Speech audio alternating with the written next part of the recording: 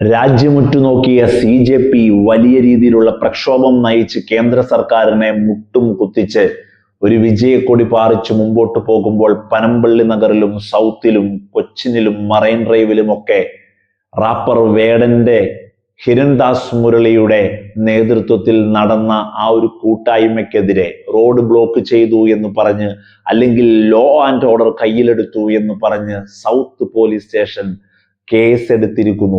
അതിനെതിരെ മിണ്ടാൻ സംസാരിക്കാൻ ഈ നാടിന്റെ ഭരണകൂടത്തിന് VD സതീശന് കഴിഞ്ഞില്ല എന്നുള്ളതാണ്. ഇവിടെ അങ്ങനെ ഒരു നിലപാടെടുക്കുമ്പോൾ തന്റെ പോലീസിനോട് തന്റെ സർക്കാർ അത് പറയണമെന്ന ബോധ്യം VD സതീശൻ ഹോൾഡ് ചെയ്യുന്നില്ല എന്നുള്ളതാണ്.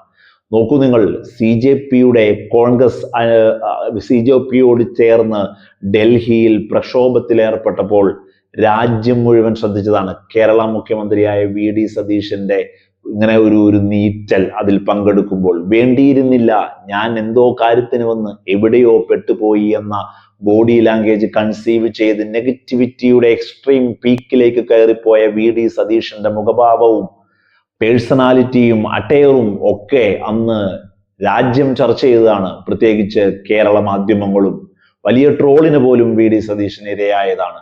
എന്നിട്ട് ഇവിടെ വലിയ രീതിയിൽ അതിനോട് അനുകമ്പ പ്രകടിപ്പിച്ച് ഐക്യദാർഢ്യം പ്രകടിപ്പിച്ച് കേരളത്തിന്റെ വാണിജ്യ കേന്ദ്രമായ കേരളത്തിന്റെ ഒരു ഹെഡ് ക്വാർട്ടേഴ്സായി കാണുന്ന കൊച്ചിൻ സിറ്റിയുടെ പല ഭാഗങ്ങളിൽ ഒരു കൂട്ടായ്മയായി അവർ വന്നപ്പോൾ അതിനെതിരെ കേസെടുക്കുമ്പോൾ വേണ്ട, അത് വലിയ ഐക്യദാർഢ്യ പ്രഖ്യാപനമാണ്.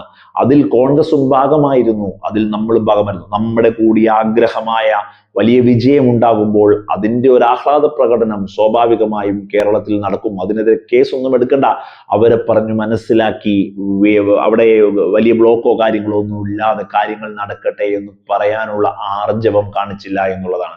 VD സതീശൻ ഡൽഹിയിൽ ഹോൾഡ് ചെയ്ത ബോഡി ലാംഗ്വേജും ഇവിടെ പ്രകടിപ്പിക്കുന്ന മൗനവും വലിയ രീതിയിൽ ചോദ്യം ചെയ്യപ്പെടും എന്നുള്ള കാര്യത്തിൽ ഒരു സംശയവുമില്ല.